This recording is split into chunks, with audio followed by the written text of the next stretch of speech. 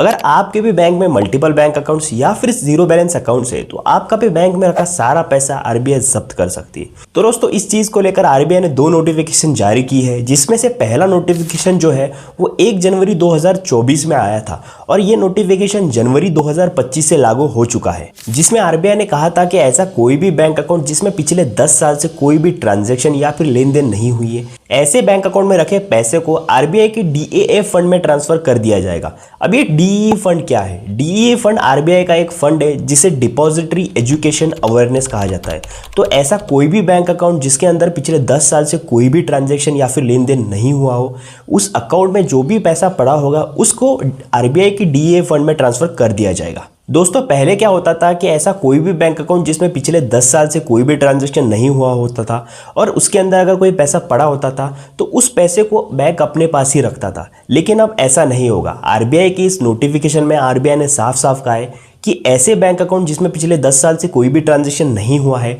तो उस अकाउंट में जो भी पैसा पड़ा होगा बैंक अपने पास नहीं रख सकता। अब बैंक्स को उस अकाउंट में रखे पैसे को आरबीआई के डीईए फंड में ट्रांसफर करना होगा। अब दोस्तों आपके मन में सवाल आ रहा होगा कि किन किन बैंक अकाउंट्स में रखे पैसे को बैंक्स आरबीआई की डीईए फंड में ट्रांसफर करेगा। तो दोस्तों इसमें आपके saving accounts, current account, fix deposit account और रिकरिंग डिपॉजिट अकाउंट जिनमें पिछले 10 साल से कोई भी ट्रांजेक्शन नहीं हुआ है, ऐसे बैंक अकाउंट्स में रखे पैसे को अब बैंक्स आरबीआई की डीए फंड में ट्रांसफर कर देगी। तो दोस्तों आरबीआई की इस नोटिफिकेशन के हिसाब से ये रूल सारे कमर्शियल बैंक, कोऑपरेटिव बैंक्स और आरआरबीज मतलब रूरल रीजनल बैंक्स के ऊपर लागू होगा। तो अब सवाल ये आता है कि कैसे आप अपने बैंक अकाउंट में रखे पैसे को जब्त होने से बचा सकते हो। तो दोस्तों बहुत सी बार क्या होता है कि हम मल्टीपल बैंक अकाउंट्स ओपन कर लेते हैं, लेकिन उसमें से सिर्फ कुछ ही अकाउंट्स में हम ट्रांजैक्शन करते हैं और बाकी अकाउंट्स में हमारा जो पैसा है वो वैसा ही पड़ा होता है। तो अभी आपको क्या करना है, सबसे पहले ऐसे अकाउंट्स को आइडेंटिफाई करना है कि ऐसे आपके कौन से अकाउंट है जिनके अंदर आपका कोई भी ट्रांजैक्शन नहीं है लेकिन आपका उसके अंदर पैसा पड़ा है।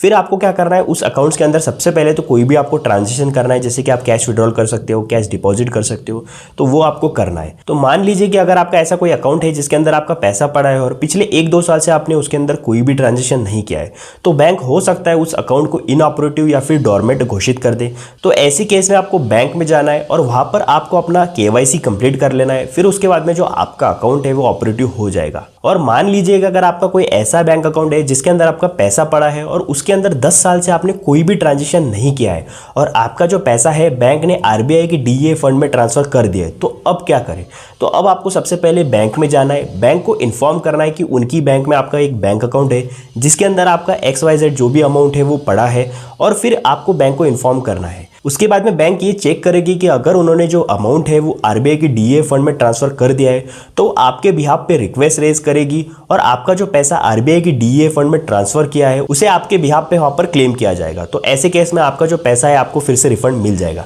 अब दोस्तों हो सकता है आपके दिमाग में ये भी सवाल आ रहा होगा कि क्या होगा कि अगर मुझे 15 साल बाद याद आता है कि ऐसा कोई मेरा बैंक अकाउंट है जिसके अंदर मेरा 1 या फिर 2 लाख रुपए पड़ा है और उसके अंदर पिछले 15 साल से मैंने कोई भी ट्रांजेक्शन नहीं किया है, तो अब मैं क्या करूं? तो दोस्तों आरबीआई की इस रिसेंट नोटिफिकेशन में आरबीआई ने ऐसा कोई भी उसके अंदर टाइम डेडलाइन सेट नहीं किया है कि सिर्फ आप इतने ही टाइम में आप अपने पैसे को क्लेम कर सकते हो। अगर आपको 20 साल बाद भी याद आता है तो आप बैंक में जाकर अपने पैसे को क्लेम कर सकते हो। अब दोस्तों इन सारी चीज़ों का मेन मकसद जो है वो इन अकाउंट्स के अंदर जो फ्रॉड्स या फिर मिसयूज होता है उस चीज़ों को रोकने के लिए आरबीआई ने इस कदम को उठाया है। और वही दोस्तों आरबीआई की एक रिसेंट नोटिफिकेशन आई है जो कि पहली जो नोटिफिकेशन आई है उसके कॉन्टेक्स्ट में है, जो नोटिफिकेशन 2 दिसंबर 2024 में आई थी, जिसमें आरबीआई ने साफ साफ कहा है कि जो भी सीबीएस अकाउंट है उनको सेपरेट करना होगा जो पिछले 1 साल से जिनके अंदर कोई भी ट्रांजेक्शन नहीं हुआ है। अब सीबीएस का मतलब क्या होता है? सीबीएस मतलब कोर बैंकिंग सॉल्यूशन, मतलब जो अकाउंट्स डीबीटी बेनिफिट्स या फिर स्कॉलरशिप के लिए या फिर जनधन योजना ऐसे अकाउंट्स जो भी हैं वो कोर बैंकिंग सॉल्यूशंस में आते हैं। और आरबीआई ने इन सारी बैंक अकाउंट्स को बैंक के थ्रू रिव्यू करने के लिए कहा है और इन सारी बैंक अकाउंट्स को ऑपरेटिव करने के लिए पूरी कोशिश करने के लिए कहा है। आरबीआई की इस रिसेंट नोटिफिकेशन में आरबीआई ने यह भी कहा है कि आरबीआई ने एक एनालिसिस किया है जिसमें आरबीआई ने पाया है कि नंबर ऑफ अनक्लेम्ड जो अकाउंट्स है उनका नंबर बड़ा है और ऐसे अकाउंट्स में जो पैसा रखा है वो भी बड़ा है। अब इसके पीछे कुछ मेन रीजंस है, केवाईसी पेंडिंग होना या फिर जो नेम है वो मिसमैच होना या फिर जो पैन कार्ड है वो अटैच नहीं होता है। तो ऐसी केसेस में बैंक इन अकाउंट्स को फ्रीज कर देता है। तो अब आरबीआई ने इस नोटिफिकेशन में साफ साफ कहा है कि इन सारी ही प्रॉब्लम्स को बैंक को पहली प्रायोरिटी के ऊपर सेटल करना होगा और इसीलिए आरबीआई ने ये भी एडवाइस किया है कि जो भी ज़रूरी स्टेप्स लेने चाहिए वो लिए जाए और जो भी नंबर ऑफ इनऑपरेटिव या फिर जो फ्रोजन अकाउंट्स है उनका नंबर कम होना चाहिए और इसके लिए आरबीआई ने सख्त यहाँ पर एक्शन लेने को कहा है बैंक्स के लिए। और दोस्तों लास्ट में इस नोटिफिकेशन में आरबीआई ने ये भी कहा है कि ऐसे बैंक अकाउंट जिनके अंदर सिर्फ कैश डिपॉजिट हुआ जा रहा है, जिनके अंदर उसके अंदर और कोई भी ट्रांजेक्शन नहीं हुआ है, ऐसे सस्पिशियस अकाउंट को यहाँ पर बैंक को फ्रीज करना होगा। तो अगर आप भी अपने बैंक अकाउंट में सिर्फ धड़ल्ले से यहाँ पर कैश डिपॉजिट करा रहे हो और उसके अलावा उसके अंदर कोई भी ट्रांजेक्शन नहीं है तो हो सकता है आपका भी बैंक अकाउंट जो है फ्रीज हो सकता है। और इस वीडियो के अंदर मैंने जितने भी यहाँ पर आपको रूल्स बताए ये सारे ही जनवरी 2025 से यहाँ पर लागू हो चुके हैं। तो दोस्तों उम्मीद करता हूँ कि आपको जो वीडियो है वो इन्फॉर्मेटिव लगा हो, तो वीडियो को एक लाइक करें और चैनल को सब्सक्राइब करना बिल्कुल ना भूलें।